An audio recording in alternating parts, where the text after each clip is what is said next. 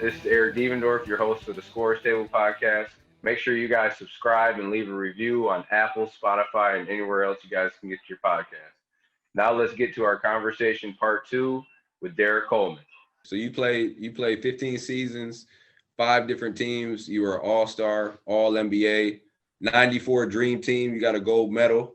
That's big right there. That's you got to, you got to represent your country, play against other countries.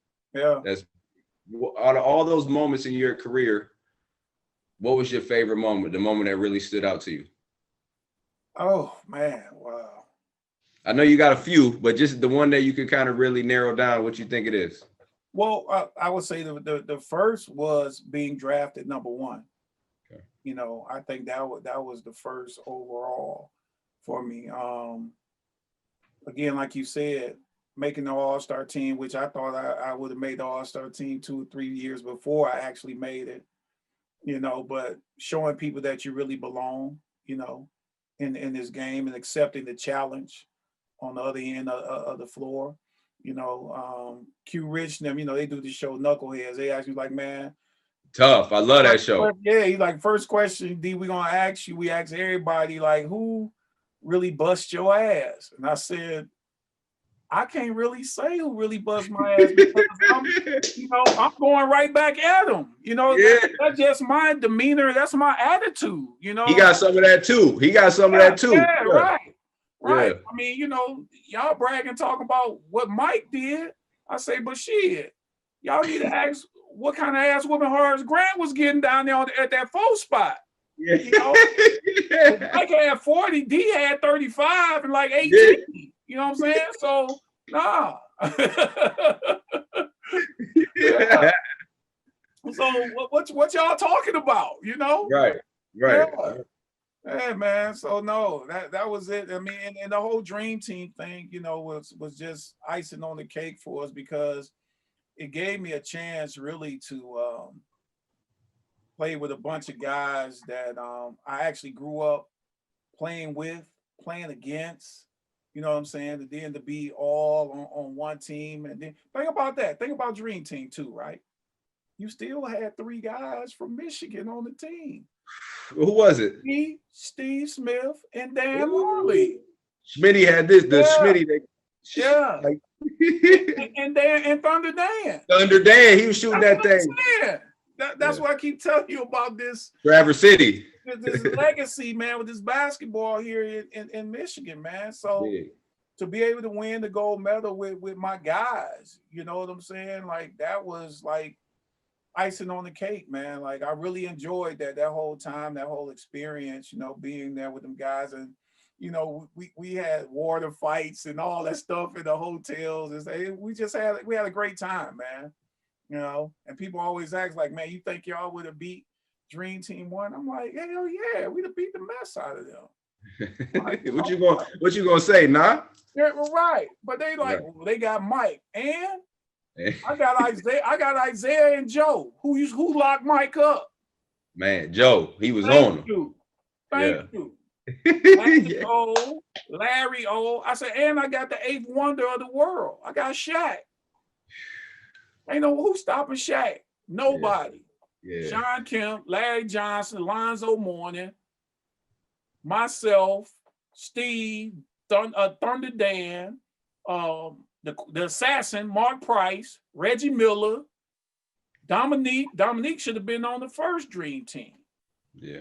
Man, like, man, y'all can't mess with us, man. Come on. Wasn't it the time, man, I might be mistaken, but I think I remember a time when you and Shaq got into start tussling. Am I mistaken?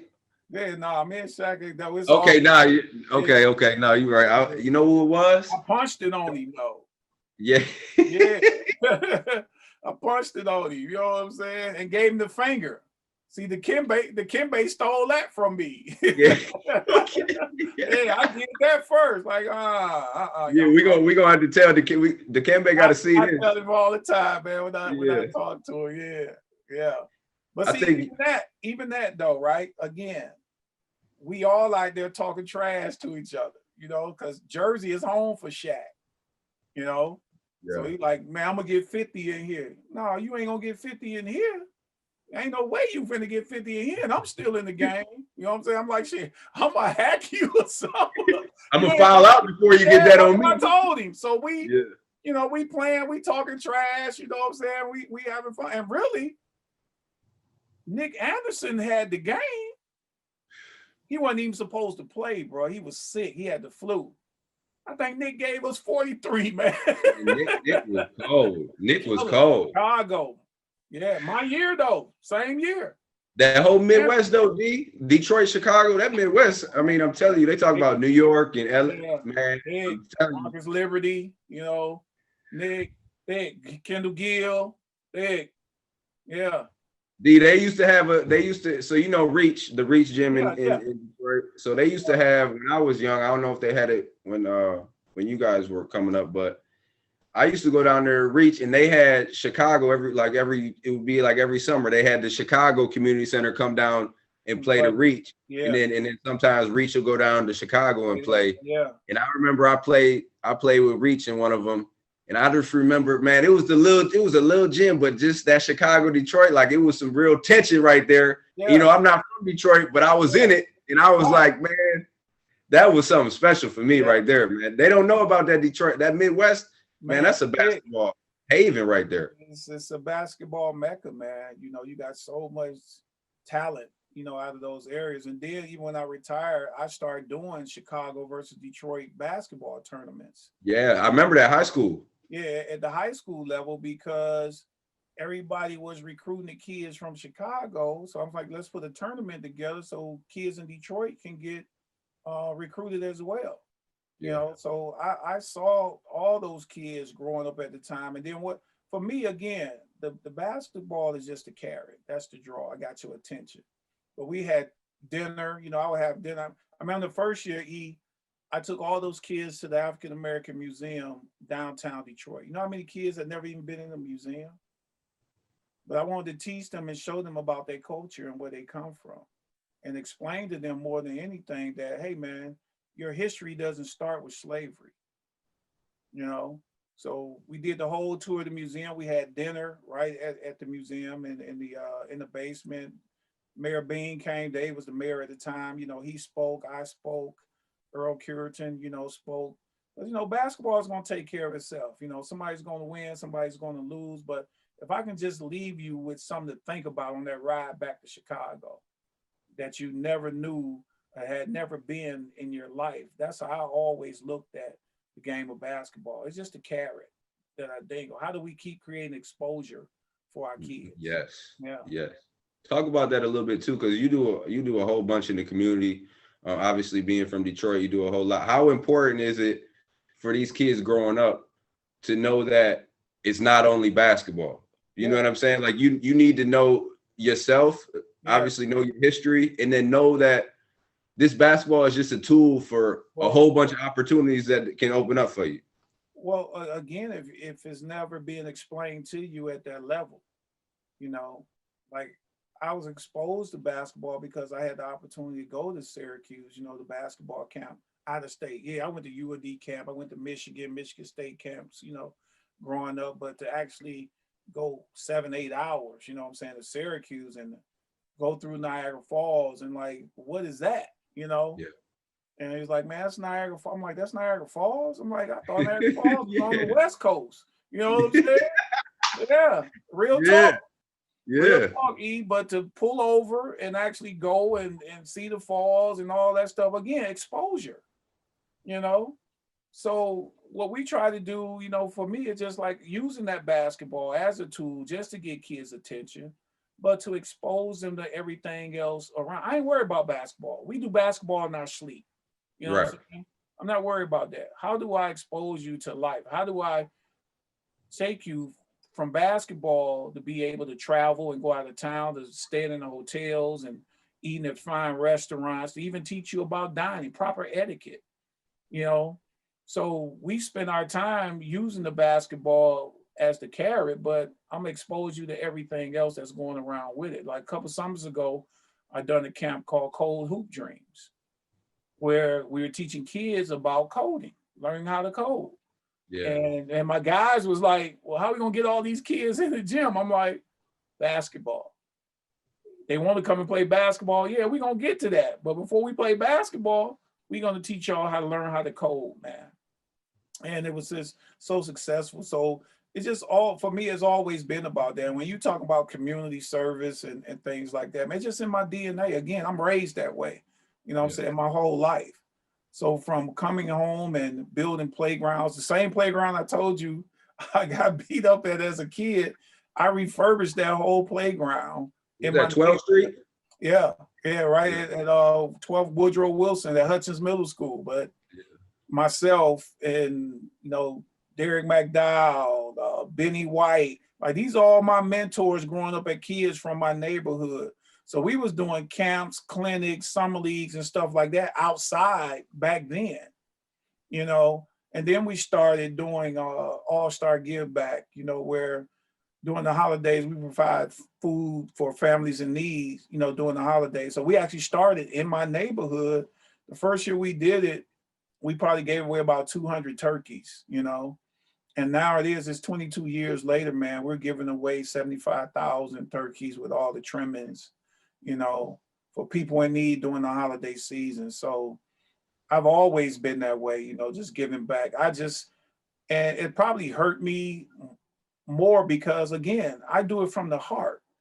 I don't do it to get recognition from TV or, you know, create these stories behind it, which, again, using that platform to bring more exposure to it, you know, to get corporate America to see what we're doing and want to be a part of it. But I was never raised that way to do it that way. You know, my uncles them always tell me, like, man, you do what you do from the kindness of your heart. That's where your blessings come from, son. You know, you don't do it to get praise. Like, I don't even go accept awards to this day. You know, people always, I mean, the Pistons just called me the other day. They want me to come and get a community service award for next month. And, you know, I doubt if I even go, you know what I'm saying, to get it, because I don't do it for that. That's not what I do it for. I do it because I see my people in need and I have the opportunity to help. You know, if I got the opportunity to help you, I'm going to help you because that's in my DNA and who I am as a person. You talked about using our platform, and I think that's big because a lot of people sometimes like, oh, you putting it out there, you want to get, nah, I'm putting it out there because I know I could use this to get more exposure and to let people know. Now, in turn, that's going to help a lot of people out. And I could be using it for the wrong way, but I'm choosing to use it for the better of the community. And yes, that's right. Hit it in the head, man. That's what we have been blessed and exposed to all these different things through basketball. Now it's only right to be able to use that platform and give it back in various forms. I mean, even when I was at Syracuse, you know, coach used to we used to go to hospitals and stuff like that. I always hated going, you know. And he's like, Derrick, why you don't like going? I said, because, you know, coach, just seeing kids in the hospital sick does something, you know what I'm saying, to me. You know, and I'm just like, I don't like seeing that. You know, I'm looking at kids to be outside, you know, playing, riding their bikes and everything else, you know. And especially when the media would come, you know, and I'm just like, man, I'm gonna sneak in the hospital by myself, you know what I'm saying, bring toys or whatever, you know, for the kids, man, and sneak back out the side door, you know, because again, I don't like creating stories, you know, behind stuff like that, man. I just like to do what I do and keep it to move. The communities, the neighborhoods, they understand it, they know it, you know, and it's genuine, you know. Yeah, because even with the All-Star Giving, I mean, from All-Star Give Back, we had everybody, man, that participates. I mean, from Mike Epps to Jamie Foxx to D.L. Hughley to all the hoop guys, Gary Payton, I mean, all the Piston guys, all the Detroit guys that live here, Big Sean, I mean, you name them, they participate, you know what I'm saying, every year in helping us, you know, with this platform. And, you know, they always like, come on, D, and speak. I'm like, I'm cool. I don't need to speak. I'm good. Yeah. You know, we here to service the people. Let's service the people. Let's get them up out of here, man. It's cold outside, you know? Yeah. You know it's cold in the D. We know that. Yeah, for sure. So we'll switch lanes a little bit. What's your take on staying with the Nets, now the Brooklyn Nets, but what's your take on this recent James Harden trade and the Kyrie situation going on? There's a lot of funny stuff. Crazy. I mean, people were calling me today, you know what I'm saying, about that. And I really liked the Jared Allen and Karis LeVert, man. I mean, Karis LeVert is a player, man. He's going to be an all-star. Yeah. And I love Jared Allen. I just love just the energy that he brought to the game, and I just could never understand, like, why was this kid coming off the bench, because he bring energy, he's going to rebound, he's going to block shot, and then he can score a little bit. You know what I'm saying? So he can run, he can get up and that's down. And that's where the game going, though, E. You know exactly. What I'm saying? That's where it's going. It's going up and down. Yeah. So it was interesting to me to see the trade, but to take Karis and Jared Allen away from that, who's going to be that rebounder for you right now, and who's going to be that third scorer or fourth scorer you need coming off the bench, because Karis ran the second unit. And if you think about back to the bubble last year, man, he carried them by himself. Killing. He was killing. Him and Jared Allen, you know what I'm saying? Yeah. They were killing. So for him to even take that role of coming off the bench and then accepting it and still going out there and producing like he's producing, I love the kid, man. I love both of them. So it's going to be real interesting with the Nets. Now I understand they're trying to win now. So I understand that. But we got some holes that we got to fill. And the whole Kyrie situation, I don't even know how to explain it or what's going on, because if it's something serious and it really needs, some serious help, then you got to get some mental help of what's really going on. And that's something that none of us, that we don't know, what's going on, with it. Did the thing at the Capitol affect you, you know what I'm saying, that much that you don't want to play? But then you're seeing on social media where he was at a party or some stuff. So, really? I don't like to guess or ponder about stuff like that. I just always look at a player because I know what we go through, what we've been through in our life with the game of basketball. And believe it or not, sometimes, it gets overwhelming. It really does, but that's what I was saying, that mental toughness that you have to have, in some of those situations. And again, just what we were talking about too earlier, you need somebody to give it to you 100. Like, yo, man, what the fuck is wrong with you? Yeah. What's going on, bro? Who doing that for him? Who doing that? I don't know. Yeah. Who's doing that? I mean, his dad is a great guy. You know what I'm saying? Rod Strickland is his godfather, so I'm sure he's been on the phone or whatever, going to see him and like figure out what his challenges are. And then how do you get back to basketball? Yeah, no question. I mean, first and foremost, you got to take care of yourself. Yes, without question. Yeah, definitely. You had plenty of these, I know this. What's your favorite? What's your favorite, or your craziest Syracuse fan moment? Crazy? Ooh, man, I can't even begin.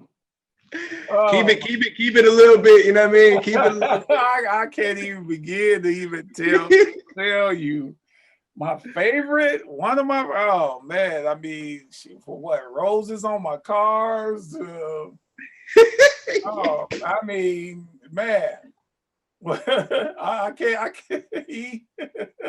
Give me one word to be like, damn, this kind of, you know what I mean? But you could, no, matter of fact, whatever you want, D. I ain't worried about that. I mean, so many, E, you know what I'm saying? It's not like upstate New York, man. and I really think people don't understand that, from Toronto all the way until you get ready to go back into Massachusetts, man, it's Syracuse, And especially the time when I was at school, the Bills wasn't that good, but our football team, we were going to bowl games every year. Basketball, we were top 2-3 every year. Our lacrosse team was winning the championship every year.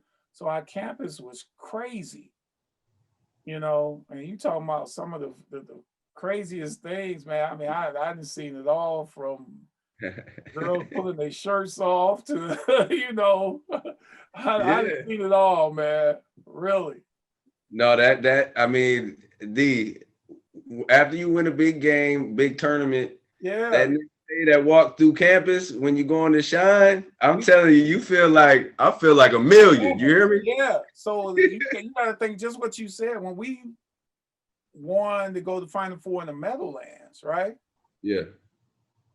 From the time we landed at the airport, man, we couldn't even get off the plane. There were people out on the runway in their cars, blowing their horns outside. So we come through the airport, man. It's about 20,000 people in the airport. I mean, it was, I've never seen nothing like that in my life. From the ride from the airport all the way to Manly, bro, we just had a whole convoy. And then we pull up at Manly, it's already like 22,000 people out there. I mean, it was just bananas, man. It was bananas. And again, when you're a kid, you know, you're not really absorbing all that at that time. You know what I'm saying? Like you like, okay, this is cool, But then when you sit back and reflect, like, God damn, you know, like Marshall Street, man. I mean, bro, it was bananas. You couldn't even, I mean, just people jumping off the street signs and everything. It was crazy. Even if you go today. Yeah. Right now. Yeah.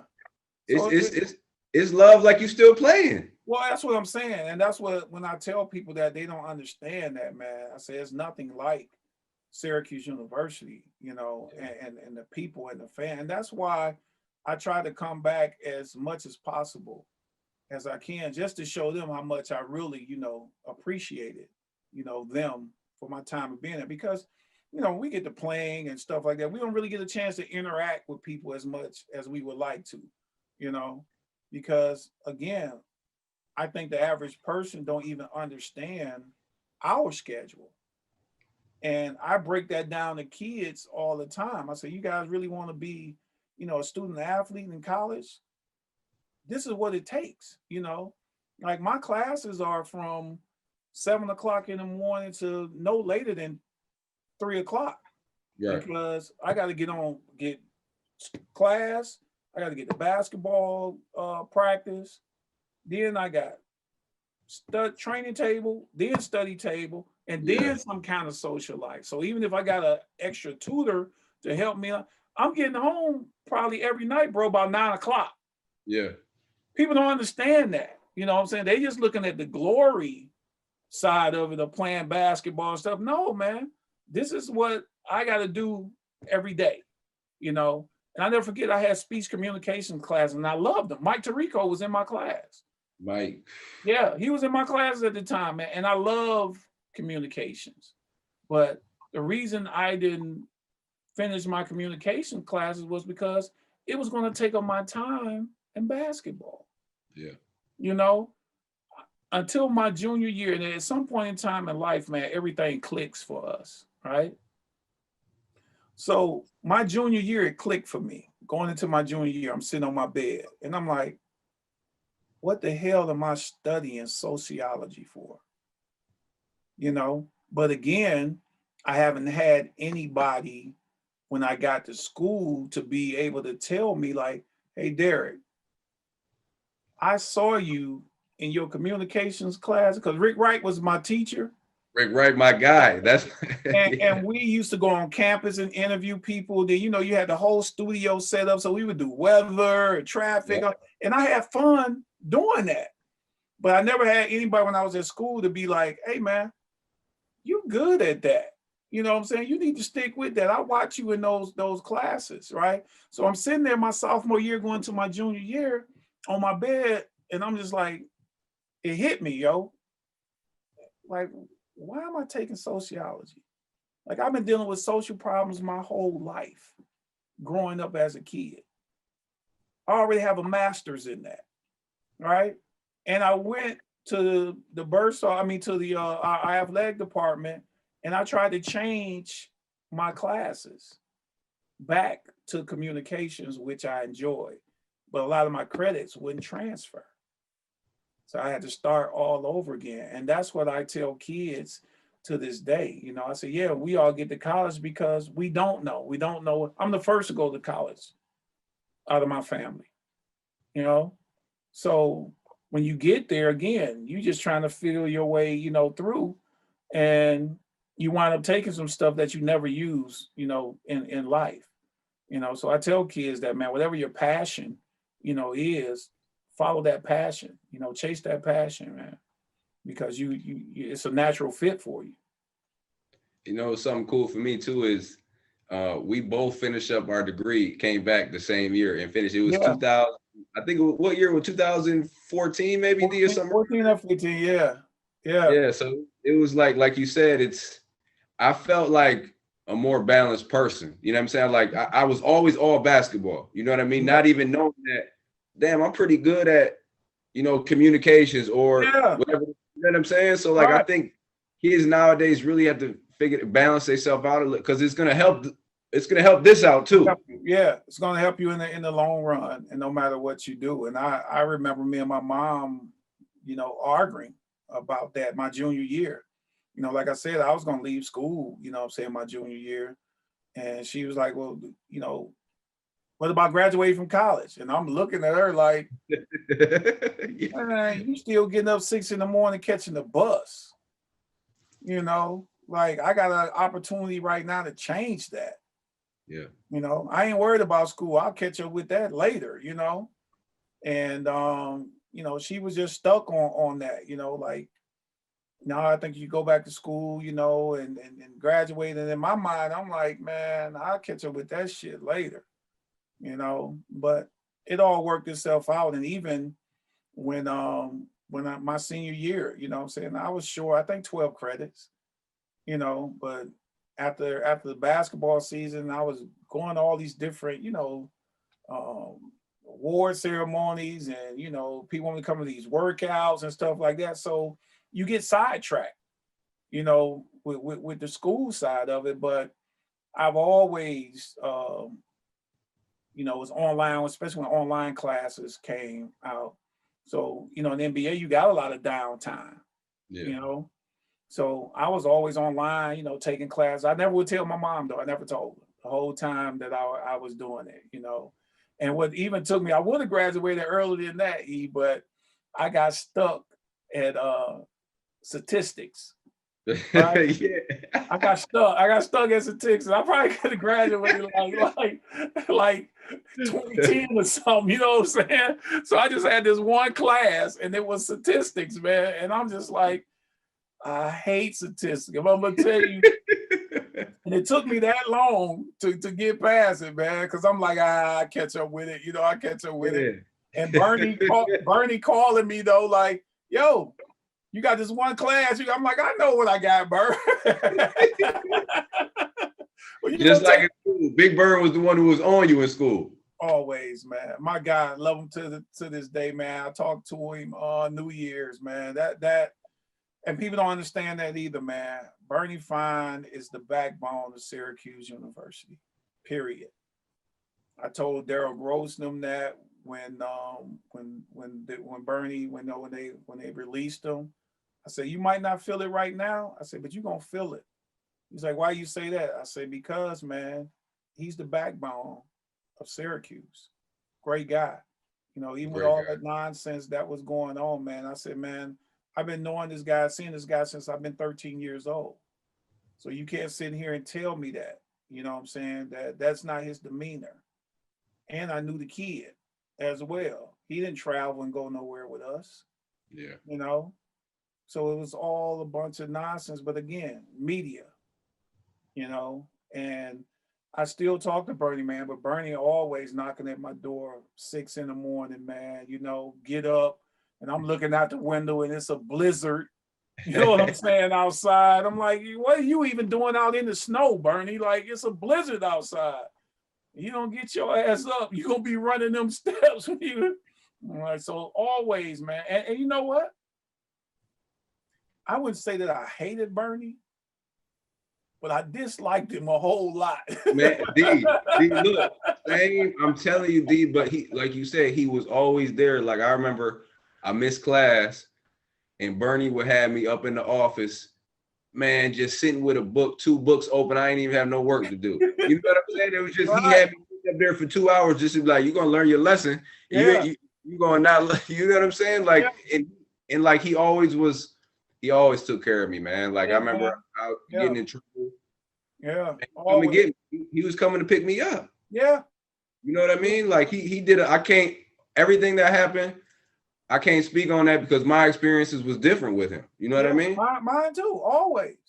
Yeah. Always. Like you said, I mean, we all got in the mischief at school. You know what I'm saying? Shit, Bernie was taking me to court. Like, Bernie was picking me up. Yeah, picking you up, taking you to court. So, you know, that bothered me, that hurt me, you know, in a way that people don't even understand because of what he meant, you know what I'm saying, to all of us. You know, and again, I talked to him, I called him New Year's, you know, to wish him a happy New Year. You know, he always like, man, when you coming down here to see me, man. I said, as soon as the COVID over, Bird. I know, yeah. Coming to see you. But like you said, he was on us so much that you didn't like him. You know what I mean? And again, goes back to when stuff clicks. Exactly. With you. Then it dawned on me, you know, it clicked. Like, yo, this guy don't care nothing about basketball. 100%. He cares about you as a human being, man. Man. And after that, man, we was 100. After that, it was just like, B, what's up, man? Derrick, I need that. No problem, Bernie. No problem. And even me and Coach would get in the heated arguments. You know what I'm saying? He would always be like, Derrick, calm down, whatever. I'm like, all right, Burn, but shit, fuck, you know. But yeah, you ain't hear what I'm saying, you know? Yeah. Man, Burn, I'm telling you, he was that guy. Like, and I was, he texted me New Year's and we were talking for a little bit, but just like, it wasn't about basketball, man. And he always carried that little hand, I got them strong hands. Yeah. Hey, look, hey D. Hey, look, D, he'll come and grab your neck like this. Yeah. I said, man, you been doing that thing all day, Bernie. Hey, Bernie, you gotta chill. He always have that in his hand. Squeeze. He stay at that gripper, Bernie. Like, you crazy. Exactly. Yeah, man. So you talked about it a little bit. What is just Syracuse University, the community? What do they mean to you, just as a whole? I mean, that's my family. You know, that's home for me. You know, I never forget going up there one day, going to breakfast to get something to eat. And this lady came and she was having breakfast, and I sat down at the table, man, and she had to be in her late 70s, early, you know, like 80s, man. I mean, and she leaned over, she said, "Welcome home, baby." Yeah. And I looked at her and I'm like, she's like, I know who you are. You know what I'm saying? I'm like, thank you so much. I said, now you know what? I am at home. You know, so the community, man, I mean, growing up in Syracuse, you know, summertime and going to Thornton Park and playing with the community people and their old neighbor. And I would say that it never, like, I never felt disconnected from, you know, a lot of times you get Syracuse University and people get stuck on that hill. Right, in that bubble. In that bubble, exactly. Yeah. I was never that, you know what I'm saying? Like Coach Boeheim used to tell us all the time, like, yeah, I heard y'all been going down there on the south side to Syracuse. Right down the hill. We right down the hill. So we would be laughing because I'm like, well, there must be some good trouble down there in that south side, Coach, you know? But we used to go to, it used to be a club called Gardenias, right? Okay. Every artist that I wanted to see, bro, I saw in Syracuse at Gardenias. LL Cool J, Keith Sweat, Al B. Sure. You know, like every artist that was coming out in the 80s, they came to Gardenias at Syracuse. So we saw all the Eric B. Rakim. I mean, any artist that you name coming out, they came to Gardenias, man. So I'd be down there with DB every weekend, man. Be like, yo, we going to go. I'm like, who at the Gardenia this weekend? Man, Kane at the, at the Gardenia. I'm like, really? He's like, yeah, come on. You know, so DB would take me, man, all the time, bro. Yeah. So that's what I remember. That's big because I was always down the hill. Yeah. Sure. I walk from south down the hill because where I got my haircut, and then I go right down Salina. Yeah. And I walk in the summer like this, like I wasn't one of those dudes going on to all the on campus parties and doing that. I was down the way. D. Like that's kind of how, I don't know. I met somebody, my man, Nut, and then that's just kind of where I was at. I was comfortable. But I remember one time I'm walking down Salina. Yeah. And then a big suburban truck pull over, and it's tinted windows, and then the window rolled down. It's Coach Boeheim. So he look at me and he go like this. He said, "Eric, what are you doing over here?" I was like, Coach, what are you doing over here? Man, look, I was like, Coach, this is where I'm here every day. This is where I get my hair cut. Right. He's like, man, hop in. I'll drop you off on South. I was like, but I was always like, I was always in the neighborhood. It made me like, and it's like a certain respect because you know the town, how they look up to us, D. Yeah. So like when you down there and you mingling, right? It's like, and you still get that love till today. Still, every time that I come to Syracuse, we used to go to Blues Barbershop. That's why I used to get my hair cut at. Every time I go there, man, come on, man, let me go by Blues. You know what I'm saying? See those guys in there, man. You know, so no, I was always down in the city. I went to the campus parties and stuff, but I went to all the off-campus stuff, you know what I'm saying, as well, because I just felt like, you know, if I'm somewhere, I'm gonna always get invested in the neighborhood, in the community where those people, you know what I'm saying, are at. That's just me and how I am, you know. And when Coach was like, yeah, y'all better stay on the South Side, I mean, that just made us go even more, you know, like, yeah.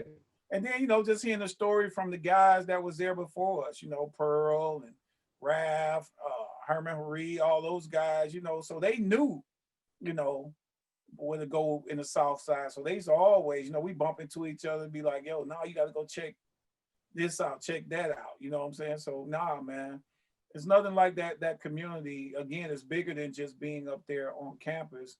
And I always thought Nancy Cantor was trying to do a great job when she was a chancellor of merging the two, you know, because she started like really expanding even the university down off the hill into, you know, neighborhoods and stuff like that, and programming and stuff like that, you know, to actually include the people in Syracuse. Because, you know, I know you get that feeling where you feel, you know, isolated, you know, from those type of situations. And really, we're the out-of-towners.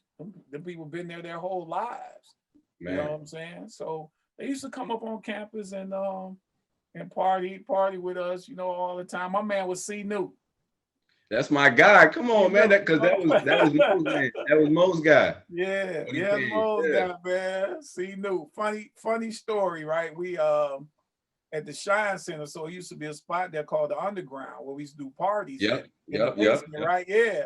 So we in the back. We standing right back across from the Sheraton Hotel. We just standing out there talking, me and some of my teammates and, you know, some other cats, right? So this Nissan Maximum rides by, right? So for some reason, one of the guys standing with us, he's eating a peach, right? So he throws the peach, man. The peach goes through the sunroof of the car and hit the guy in the face. So they bag up the street. They get out, and who's in the car? C. Newt.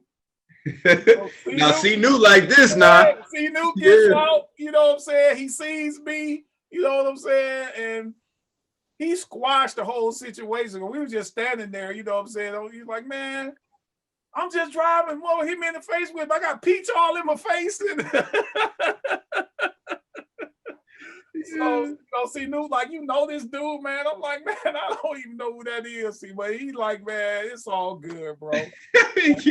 After that, me and him became cool. And I used to always just go hang out, man. What's C. Newt at? You know, go hang out with him all the time, man. Yeah. Great brother. Yeah. So what happens at Cuse when Coach retires? Wow. Tough question. What happens in Coach retire? First of all, when is Coach gonna retire? Yeah. That's the first question. Yeah, right. When is Coach gonna retire? And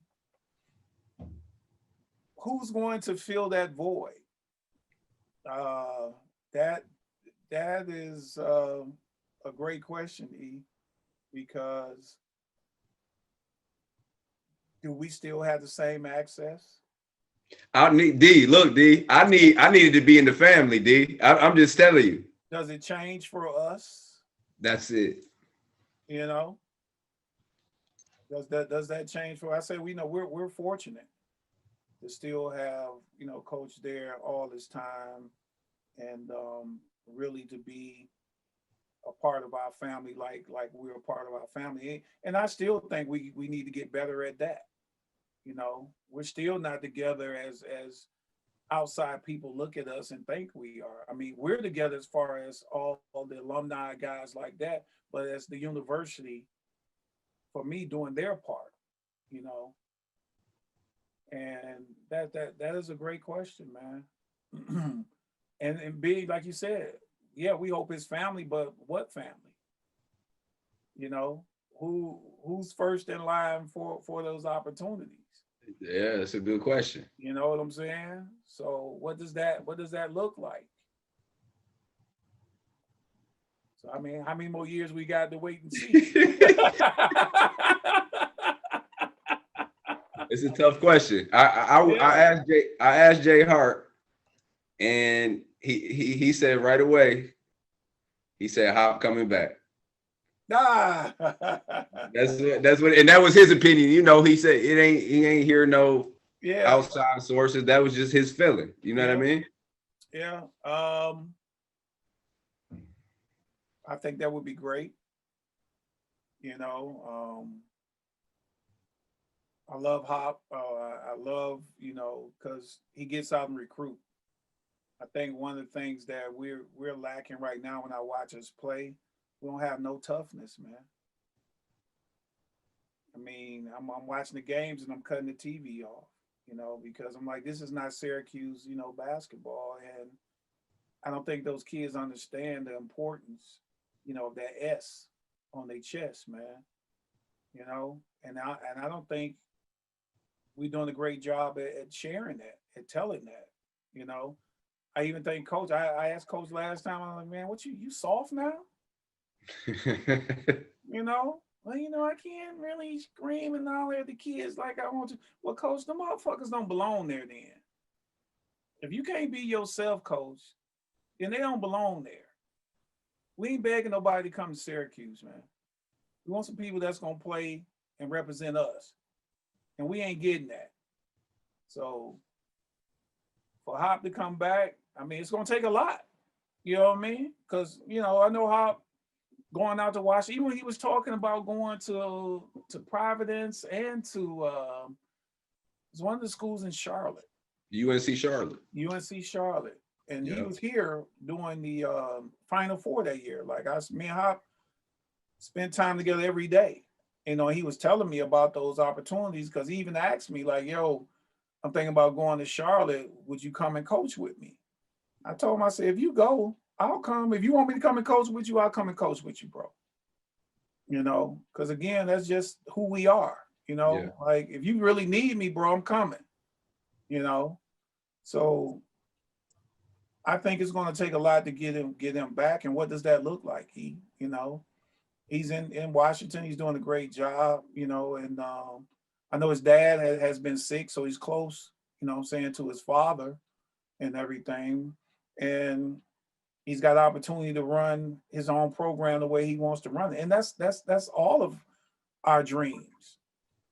I never forget the conversation man was having, and he was telling me, like his coaching philosophies, the 2-3 zone. And I stopped him. I said, yo, you don't got no philosophy about the basketball yourself?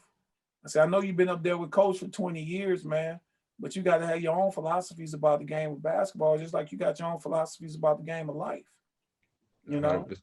Just because coach wants to play a zone, that don't mean you got to go play a zone, So, I mean, I would love that. I would love to see that, And again, it's got to be orange. If it's not orange, then we have to state our case about that too, So how do we become a part of that process? You know what I mean? No, that's 100%. I need, because like you said, what happens with the access to, because that's a big part of it, man. Like, I don't care what you say, like the recruiting and everything that come into play. When you got all these guys who play from every generation coming back, and it's like family, dudes see that, they like, oh damn, this is unique, because it's not like that at every school. Man, you know what I'm saying? exactly. I know, I can name a bunch of them don't get together like we do. They don't even believe that we even like that. You know what I'm saying? Like, what? You talk to Rosie, you talk to, I said, man, it's like 20 of us on a group chat when the games is on, you know? Like, what are you talking about? Man, I don't even talk to my teammates like that. I'm like, man, I talk to Billy, Sherm, Herm. I mean, all the guys. I said, shit, Todd Bergen, E, John. I said, man, all of us, Lawrence, all of us talk all the time, bro. E-time, you know? All of us, we communicate with each other, man, you know? So, I mean, that's going to be real interesting, man, to see what does that look like. You know? Yeah, it's definitely going to be interesting. Like you said, it could be 2 years, it could be 6 years. We don't we don't know that, D. I guess we'll see, man. But I know one thing: we better start recruiting. I know that. We got it, like you said. It's just because the last few games, it all comes down to tough. Like these, especially this season, you're gonna have timing gonna be off. You're gonna be rusty. Yeah, because you had a season. Yeah. But what you can bring. Thank you. Bring that dickhead every game, that toughness, that energy and effort. That's the difference. That's the difference. That sets the tone, man. You know, shit, Carolina outran 48-30, you know, in boards. I mean, those are game possessions right there, you know. Man, extra possessions are everything. Yeah, but I hate when coach like, you know, he ain't ready, you know what I'm saying? This guy, man, well, what is he doing there? Why is he there, coach, if he ain't ready? Who gave him a scholarship? You know, that's why I asked him, like, man, you going soft? You know, like, no, you don't deserve that, man. You don't just get that away. That's orange gold on your chest. You don't just get that to anybody. You know, that's 100%. Yeah, 100%. That's in. Before we got on, Jeff was just saying, like, you were the type of player, and I want these type of guys. Like, before you even played, D. When you stepped on the court and they looked across and see you and saw you, they knew what time it was. Like it was, and already they was feeling some type of way. Like, damn, I gotta guard this motherfucker right here. Yeah. Like that's we already won the game before the game. And you know the first thing I do, one right to the chest. Yeah, I'm gonna be right here all game. Yeah, that's right. What's up? Yes. Yeah. But we don't. Yeah. Okay, when the last time you saw that? The toughness. Like I told you, last time I saw it was Dion. I ain't seen it since.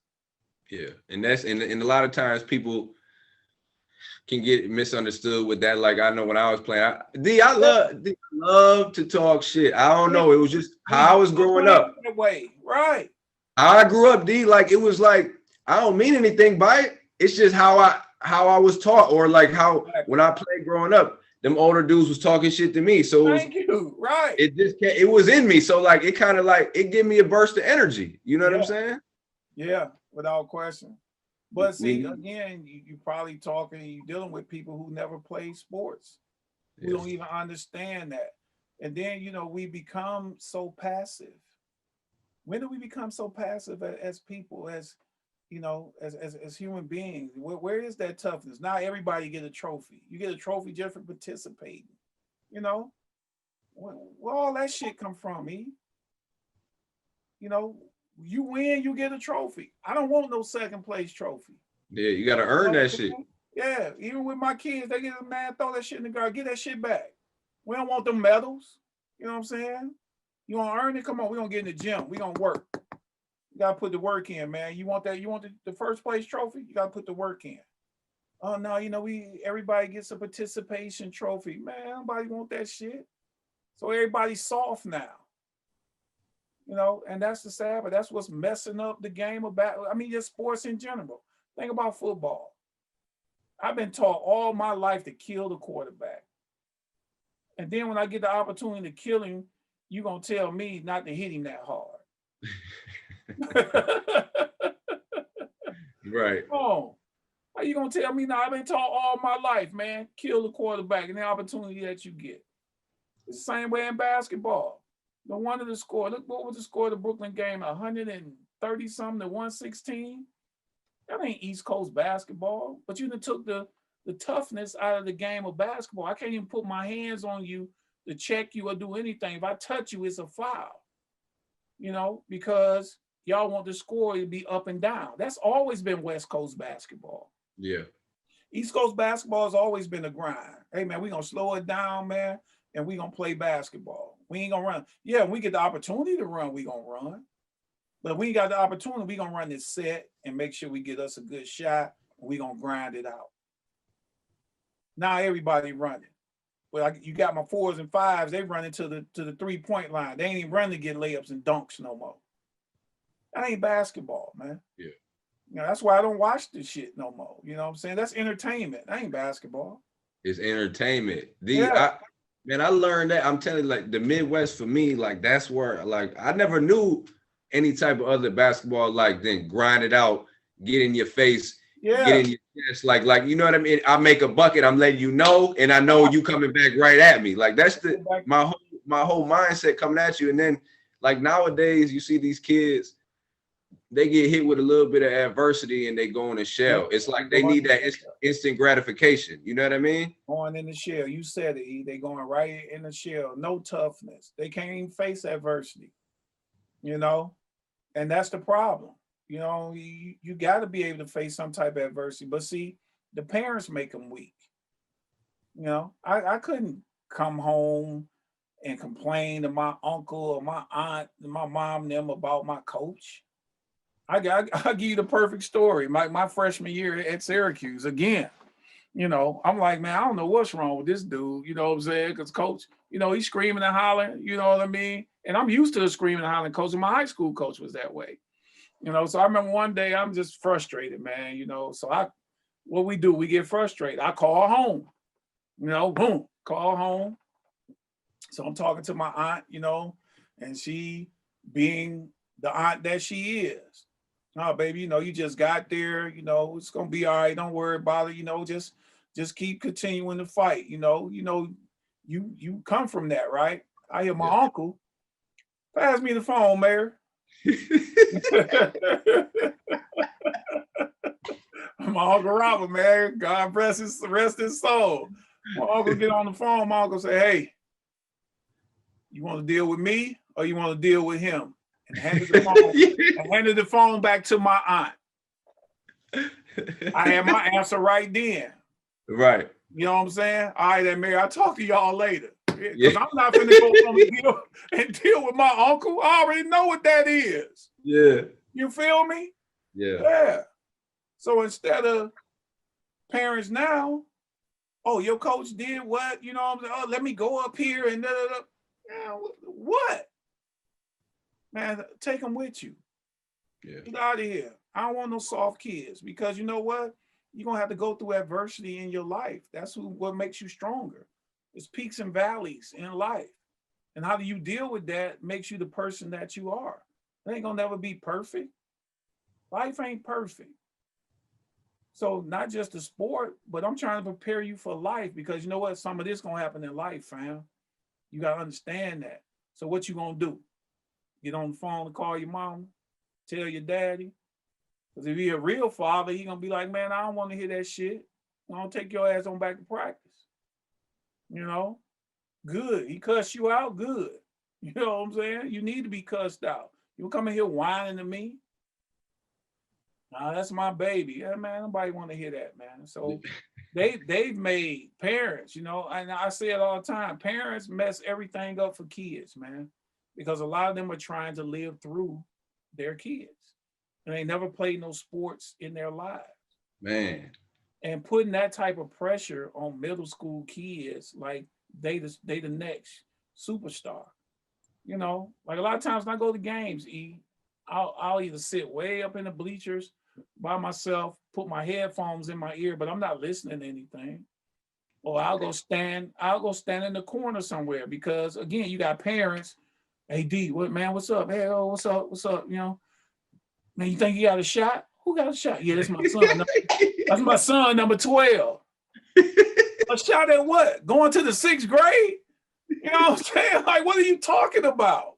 Yeah. What kind of shot? To go to the next grade, bro? Like, really?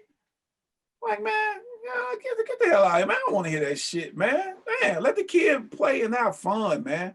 Enjoy the game. Y'all put so much pressure on kids, and again, y'all don't let them deal with adversity.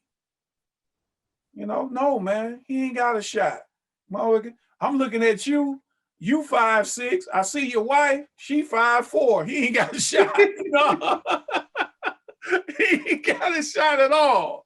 Shit. It ain't as easy as you think it is now. Thank you. Yeah, well, if it was, everybody be doing it.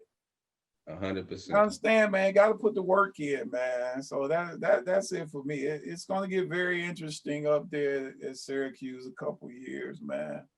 But you know, I'm gonna have to have that conversation with Hop. You know what I mean? You gonna make me call him tomorrow, you know, and see what it is, you know. I want to thank Derrick Coleman for coming on the Scores Table podcast. Make sure you guys subscribe and leave a review on Apple, Spotify, or anywhere else you guys get your podcasts at. And tune in next week as we have another Orange Legend on the Scores Table podcast.